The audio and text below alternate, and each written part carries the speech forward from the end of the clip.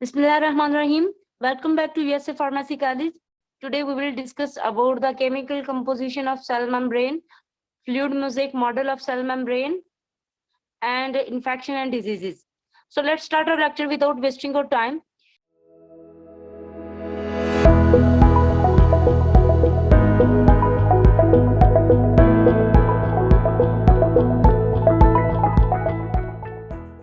First of all हम देखते हैं कि सेल मेम्ब्रेन की, सेल वॉल की केमिकल कंपोजिशन क्या होती है. Cell membrane contains approximately 60% proteins and 40% lipids, mainly phospholipids. कहते हैं जो सेल मेम्ब्रेन होते हैं उसमें कंटेन्स होते हैं, शामिल क्या होता है, अप्रोक्सीमेटली मैक्सिमम 60% प्रोटीन, 60% इसमें प्रोटीन होती है, 40% लिपिड्स, 40% इसमें लिपिड्स होते हैं. और मेनली इसको इन दोनों प्रोटीन और लिपिड्स को मिला के हम इसको फॉस्फोलिपिड्स कहते हैं. लिपिड्स जो होता है वो फॉस्फोलिपिड्स होता है. ठीक है. नेक्स्ट इसमें fluid mosaic model of cell membrane आ जाता है. Fluid mosaic model of cell membrane अगर हम देखें तो इसमें क्या कह रहे हैं जी, the phospholipids molecules are arranged in two parallel layers called phospholipids bilayer. कहते हैं सबसे पहले उन्होंने केमिकल कंपोजिशन सेल मेम्ब्रेन की बताई तो उन्होंने कहा इसमें मेनली दो कंपोनेंट होते हैं, प्रोटीन एंड लिपिड्स. देन उन्होंने बताया कि जो फास्फोलिपिड्स लिपिड्स जो है वो फास्फोलिपिड्स की फॉर्म में होता है. तो वो फास्फोलिपिड्स सेल मेम्ब्रेन की ऊपर वाली और नीचे वाली दोनों साइड्स पे क्या होते हैं, लेयर बना रहे होते हैं, जिसकी वजह से इसको बाइलेयर कहते हैं. दो लेयर्स इसने बनाई हुई होती है. उसके बाद इन दो लेयर्स के दरमियान वाली जो जगह होती है वहां पे प्रोटीन्स होते हैं. प्रोटीन्स कैसी होती है, प्रोटीन ग्लोब्यूल्स होती हैं, ग्लोब्यूल्स की फॉर्म में होती है. The protein molecules are arranged as globules floating like icebergs at or near the inner and outer surfaces of the membrane. कहते हैं जो प्रोटीन होती है, प्रोटीन मॉलिक्यूल्स, जो प्रोटीन के मॉलिक्यूल्स होते हैं वो इस तरह से, इस तरतीब से अरेंज होते हैं एज ग्लोब्यूल्स, जैसे कि ग्लोब्यूल होते हैं और वो फ्लोट कर रहे होते हैं, तैर रहे होते हैं, जैसे कि आइसबर्ग्स, बर्फ के टुकड़े तैर रहे होते हैं पानी के ऊपर. Eight or near the outer surface में क्या करते हैं, वो फ्लोट कर रहे होते हैं like icebergs.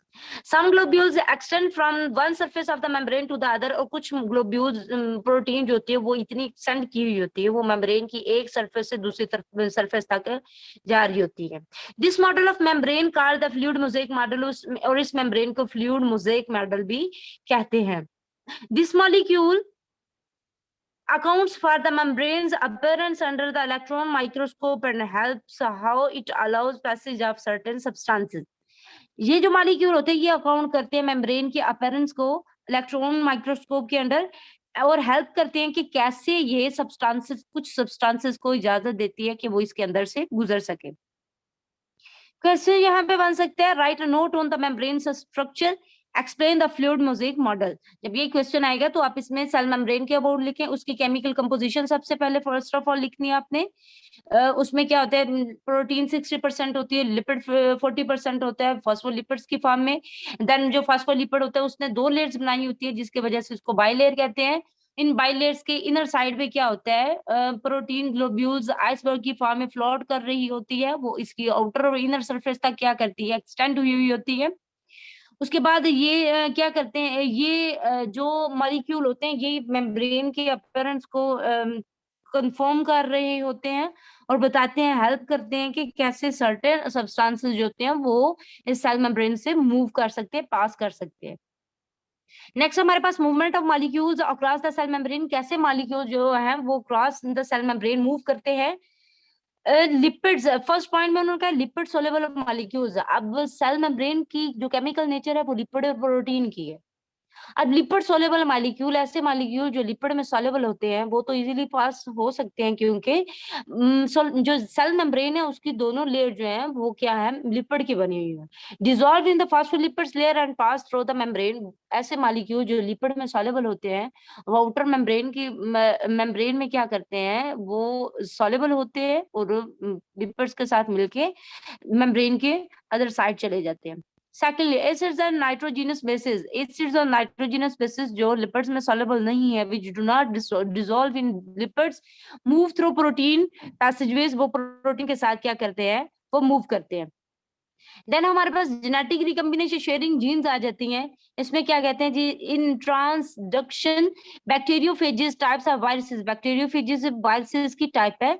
Transfer portions of bacterial DNA from one cell to another.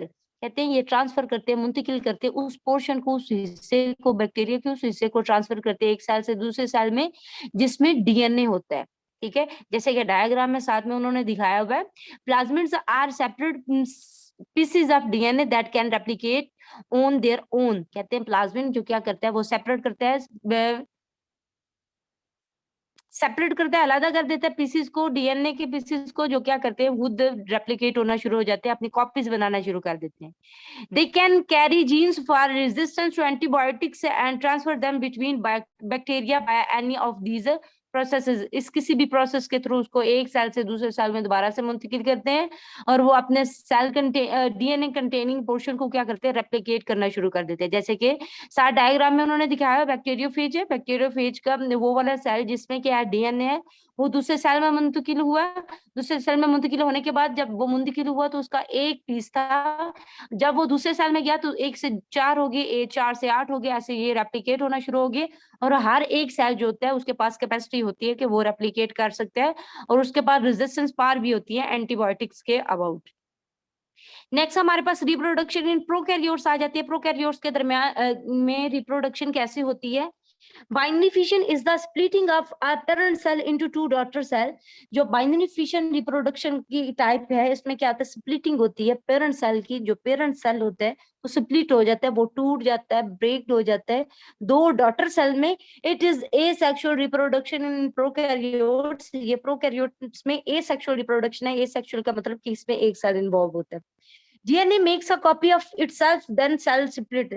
इसमें क्या होता है, डीएनए जो होता है पेरेंट का वो स्प्लिट करता है, वो टूटता है, वो अपनी कॉपी बनाते हैं और नेक्स्ट सेल में मुंतकिल हो जाते हैं। जैसे कि साथ डायग्राम में उन्होंने बताया, एक पेरेंट सेल है उसके अंदर डीएनए, डीएनए ने अपनी रेप्लिकेशन की, रेप्लिकेशन का मतलब है कि अपनी ही आइडेंटिकल सिमिलर कॉपी बनाना। उस सिमिलर कॉपी ने क्या किया, अपनी कॉपीज बनाई, कॉपीज बना के जो सेल मेम्ब्रेन है सेल की उसने पिंच किया, दरमियान में से पिंच किया, अंदर में दंसी थोड़ा सा, और देन क्या हुआ, दो सेल सेपरेट होके एक दूसरे से और दो न्यू डॉटर सेल बन गए हमारे पास। नेक्स्ट हमारे पास इन्फेक्शन एंड डिजीज आ जाता है। इन्फेक्शन एंड डिजीज में क्या कहते हैं जी, द होस्ट पैरासाइट रिलेशनशिप। ये होस्ट पैरासाइट रिलेशनशिप होता है इन्फेक्शन। और सीवियर डिजीजेस जो होती हैं उसमें क्या कहते हैं जी, कहते हैं it is the relationship between two organism. ये दो ऑर्गेनिज्म के दरमियान रिलेशनशिप होता है, the host and the parasite and the competition for supremacy that takes place between them. कहते हैं ये रिलेशनशिप होता है, ताल्लुक होता है दो ऑर्गेनिज्म के दरमियान। ये होस्ट और पैरासाइट के दरमियान भी हो सकता है और इसमें मुकाबला होता है, जो जीत जाता है उसी की क्या होती है, हुक्मरानी एक लिहाज से होती है। जैसे कि अगर पैरासाइट जीत जाते हैं तो वो क्या करते हैं, डिजीज या इन्फेक्शन काज कर देते हैं, और अगर ऑर्गेनिज्म जीत जाते हैं तो उनकी रेजिस्टेंस पावर ज्यादा होती है और वो क्या करते हैं, उसको बियर कर लेते हैं, उसको उस कम्पीट में जीत जाते हैं और डिजीज होने से रोक लेते हैं। A host whose resistance is strong remains healthy, and the parasite is either driven from the host or assumes a begin relationship with the host. कहते हैं अगर तो होस्ट वो अगर उसकी रेजिस्टेंस पावर ज्यादा है, अगर वो स्ट्रॉन्ग है तो उस पे उसका पैरासाइट का असर नहीं होगा, रिमेन्स हेल्दी, वो सेहतमंद ही रहेगा। और पैरासाइट या तो निकल जाएगा उसकी बॉडी से या फिर उसके साथ कोई रिलेशन बना लेगा, उसके बॉडी में ही रहेगा, लेकिन उसका होस्ट के ऊपर कोई भी साइड इफेक्ट नहीं होगा।